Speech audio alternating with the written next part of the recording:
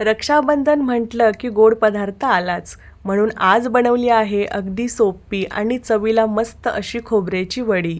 बाजारातील भेसळयुक्त मिठाई खाण्यापेक्षा ताजी आणि स्वच्छ मिठाई घरीच बनवलेली कधीही चांगली. कमी साहित्य, सोपी पद्धत आणि चव मात्र एकदम अप्रतिम. सणाच्या दिवशी गोडवा असावा, पण तो आपल्या हातचा आणि विश्वासाचा असावा. घरच्या घरी बनवा, मनापासून खाऊ घाला आणि सणाचा आनंद दुप्पट करा. ही खोबऱ्याची वडी कशी वाटली ते देखील कमेंट करून नक्की सांगा. चला मग पटकन आपण या रेसिपीला सुरुवात करूया.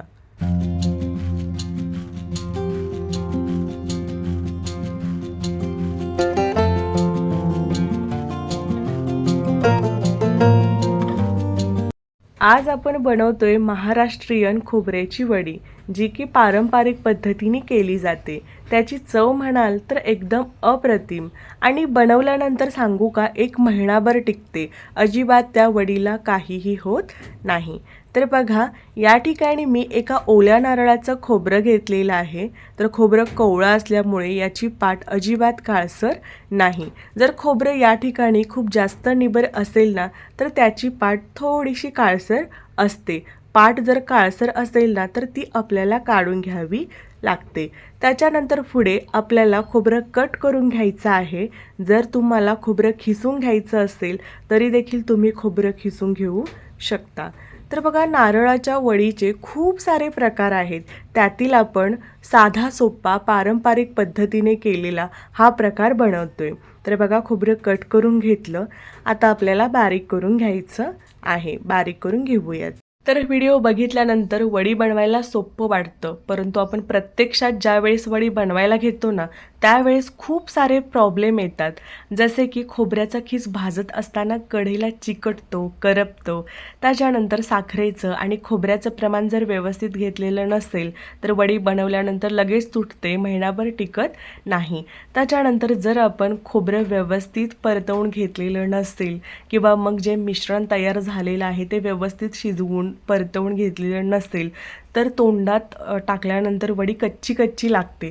हे सारे प्रॉब्लेम आहेत. त्या सगळ्या प्रॉब्लेमचं सोल्युशन आपण या एका व्हिडिओमध्ये देणार आहे. हा व्हिडिओ स्किप न करता शेवटपर्यंत बघा. हा व्हिडिओ बघितल्यानंतर तुमची वडी कधीही बिघडणार नाही, ही माझी गॅरंटी आहे. हा व्हिडिओ बघा, यातील काही टिप्स फॉलो करा. बघा, तुमची वडी परफेक्ट होईल. तर बघा, या ठिकाणी मी खोबऱ्याचा कूट बनवून घेतलेला आहे. फार जास्त मोठा ठेवलेला नाही आणि फार जास्त बारीकही केलेला नाही. आता आपल्याला हा खोबऱ्याचा कूट घरातील एखाद्या वाटीने किंवा कपाने मोजून घ्यायचा आहे, म्हणजे आपल्याला साखरेचं प्रमाण व्यवस्थित घेता येईल. तर बघा, मोजून घेण्यासाठी या ठिकाणी मी मध्यम आकाराची एक वाटी घेतली. आता वाटीमध्ये खोबऱ्याचा कूट भरूयात. तर भरत असताना आपल्याला हलक्या हाताने खोबऱ्याचा कूट भरायचा आहे. खूप जास्त दाबून खोबऱ्याचा कूट भरू नका. तर हे बघा, एक वाटी झाली. आता बघूयात किती होते. तर तुम्हाला पुन्हा एकदा सांगते, खोबऱ्याचा कूट आपल्याला हलक्या हाताने भरून घ्यायचा आहे. जर तुम्ही खोबऱ्याचा कूट दाबून भरलात तर पुढे जाऊन साखरेचं प्रमाण व्यवस्थित घेता येणार नाही. तर हे बघा, 2 वाटी एवढा खोबऱ्याचा कूट झालेला आहे. आता हा खोबऱ्याचा कूट आपल्याला परतवून घ्यायचा आहे. तर बघू शकता, पांढरा शुभ्र खोबऱ्याचा कूट झालेला आहे. जरी आपण त्याची पाट काढून घेतलेली नसेल तरी देखील पांढरा शुभ्र खोबऱ्याचा कूट झालेला आहे. आता कूट आपल्याला परतवून घ्यायचा आहे. तर कूट परतवून घेत असताना सगळ्यात महत्त्वाची टीप म्हणजे आपल्याला जाड बुडाची कढई घ्यायची आहे, जेणेकरून खोबऱ्याचा कूट कढईला चिकटणार नाही आणि करपणार देखील नाही. तर बघा, कढईमध्ये 1 चमचा तूप घेतलं. जर तूप वितळलेलं असेल तर 2 चमचे तूप घ्या. तर या ठिकाणी तूप जास्त घालायची गरज नाही, कारण नारळामध्ये स्वतःचं अंगचं तेल आहे, त्यामुळे तूप जास्त घालू नका. तर बघा, तूप हलकंसं गरम झालं की त्यामध्ये आपल्याला खोबऱ्याचा कूट घालायचा आहे. तर या ठिकाणी अजून एक महत्त्वाची टीप आहे. तर ज्यावेळेस आपण खोबऱ्याचा कूट कढईमध्ये घेतोय ना, त्यावेळेस आपल्याला गॅस पूर्णपणे मंद आचेवर करायचा आहे. ही भाजणी आपल्याला 10 ते 12 मिनिट सतत हलवत मंद आचेवर करायची आहे. जेवढी भाजणी तुम्ही या ठिकाणी व्यवस्थित कराल ना, तेवढी जास्त वडी खमंग लागणार आहे आणि स्वादिष्ट देखील होणार आहे. चला मग आपण हे खोबऱ्याचं कूट परतवून घेऊयात. तर हा खोबऱ्याचा कूट भाजत असताना थोडा जरी कंटाळ केला आणि गॅस मध्यम ते मोठ्या आचेवर केलात ना, तर 100% खोबरं करपणार आहे, वडीचा कलर बदलणार आहे आणि वडी चवीला होणार नाही. खाल्ल्यानंतर ती कच्ची कच्ची खोबरं खाल्ल्यासारखी लागणार आहे. त्यामुळे भाजणी व्यवस्थित करा. तर हे बघा, 10 ते 12 मिनिट हा खोबऱ्याचा कूट मी भाजून घेतलेला आहे. बघू शकता मोकळा मोकळा झालेला आहे. आता त्यामध्ये साखर घालूयात. तर बघा, जेवढा कूट झालेला होता, म्हणजे बघा 2 वाटी खोबऱ्याचा कूट झालेला होता, तर त्याच्या निम्मी आपल्याला यामध्ये साखर घालायची आहे. तर 2 वाटी खोबऱ्याचा कूट झालेला होता, तर 1 वाटी आपल्याला साखर घालायची आहे. तर पाऊण वाटी साखर घातली तरी देखील चालेल. तर हे बघा, साखर घातल्यानंतर पुन्हा आपल्याला 4 ते 5 मिनिट हे मिश्रण व्यवस्थित परतवून घ्यायचं आहे. म्हणजे साखरेचं पाणी होतं ते पाणी आपल्याला पूर्णपणे आटवून घ्यायचं आहे. तर बघा, थोडंसं पाणी आटलेलं आहे. तर हे मिश्रण व्यवस्थित झालेलं आहे का ओळखायचं कसं? अशा प्रकारे चमचा खोवायचा. जर चमचा व्यवस्थित उभा राहत असेल तर समजून जायचं मिश्रण व्यवस्थित झालेलं आहे. पण चमचा काय उभा राहत नाही. अजून आपल्याला थोडा वेळ हे मिश्रण परतवून घ्यावं लागेल. तर हे बघा, अजून एक 2 ते 3 मिनिट हे मिश्रण परतवून घेऊयात. तर हे बघा, अजून मी 2 ते 3 मिनिट मंद आचेवर हे मिश्रण परतवून घेतलेलं आहे. म्हणजे पहिल्यापासून आपण 4 ते 5 मिनिट, म्हणजे साखर घातल्यापासून 4 ते 5 मिनिट हे मिश्रण परतवून घेतलेलं आहे. आता बघूयात. तर हे बघा, चमचा व्यवस्थित उभा राहतोय याचा अर्थ हे मिश्रण व्यवस्थित झालेलं आहे. हे तुम्हाला व्यवस्थित समजत नसेल तर तुम्हाला अजून 2 मी खुणा सांगते. तर बघा, अजून एक तुम्हाला खूण सांगते. तर यातील थोडंसं मिश्रण आपल्याला एखाद्या वाटीमध्ये घ्यायचं आहे. मिश्रण वाटीमध्ये घेतल्यानंतर पूर्णपणे थंड करायचं आहे. ते मिश्रण थंड होते तोपर्यंत आपण अजून एक 2 मिनिट हे मिश्रण परतवून घेऊयात. तर हे बघा, वाटीमधील मिश्रण पूर्णपणे थंड झालेलं आहे. जर या मिश्रणाचा व्यवस्थित गोळा बनत असेल तर समजून जायचं वडीसाठी हे मिश्रण परफेक्ट आहे. तुम्ही बघू शकता परफेक्ट गोळी झालेली आहे. तर तिसरी खूण तुम्हाला सांगते, कढईमध्येच आपल्याला या मिश्रणाचा गोळा करायचा आहे. जर गोळा व्यवस्थित होत असेल तर समजून जायचं वडीसाठी मिश्रण तयार आहे. हे बघा, व्यवस्थित गोळा होतोय, याचा अर्थ हे मिश्रण परफेक्ट झालेलं आहे. आता गॅस बंद करायचा आहे. गॅस बंद केल्यानंतरच यामध्ये 1 चमचा वेलची पावडर घालायची आहे. वेलची पावडर घातल्यानंतर व्यवस्थित मिक्स करूयात.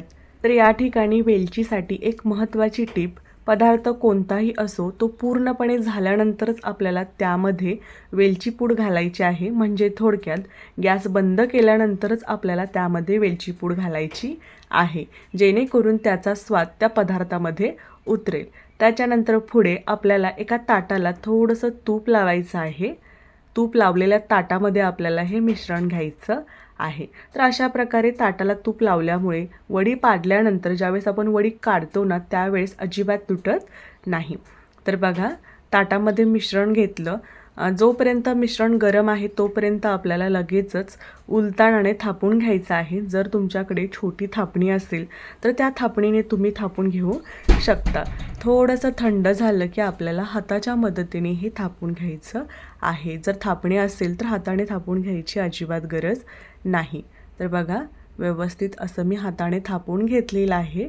तर अशा प्रकारे थापून घेतल्यामुळे त्याला व्यवस्थित होत येते, स्ट्रेक्चरसुद्धा व्यवस्थित येतं. तर हे बघा, व्यवस्थित वडी मी थापून घेतलेली आहे. आता आपल्याला डेकोरेटसाठी थोडासा काजू बदाम घालायचा आहे. म्हणजे यावरती मी थोडंसं काजू बदामचे तुकडे घातलेले आहेत. जर तुमच्याकडे केशर किंवा पिस्ता असेल तर अजून यापेक्षा छान डेकोरेट दिसेल.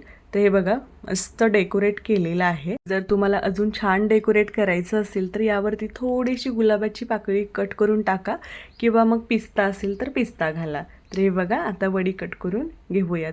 जर तुम्हाला स्क्वेअरमध्ये वडी कट करायची असेल तर स्क्वेअरमध्ये कट करा, किंवा मग तुम्ही डायमंड शेपमध्ये वडी कट करून घेऊ शकता.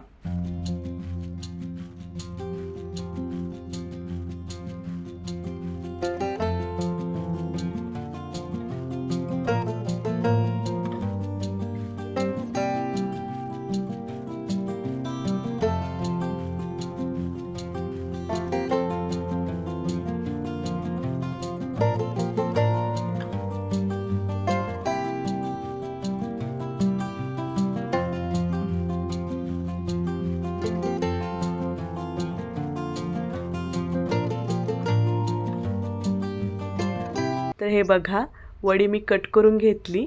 तर मी स्क्वेअर शेपमध्ये वडी कट करून घेतलेली आहे.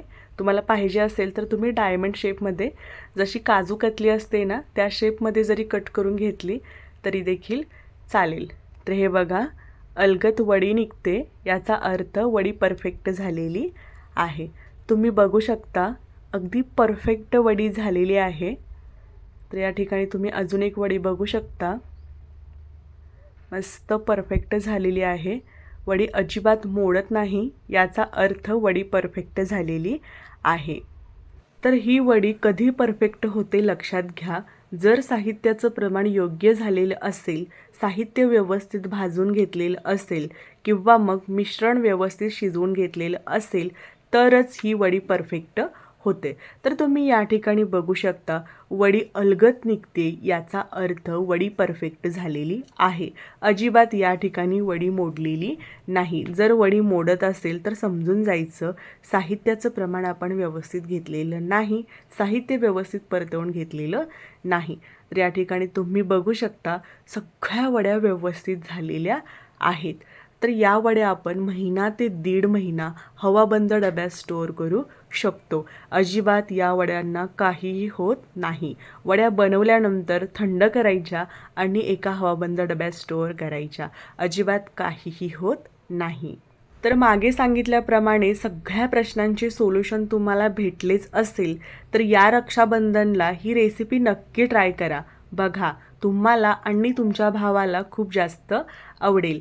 बाहेरून भेसळयुक्त मिठाई आणण्यापेक्षा घरीच ही पौष्टिक मिठाई नक्की ट्राय करा.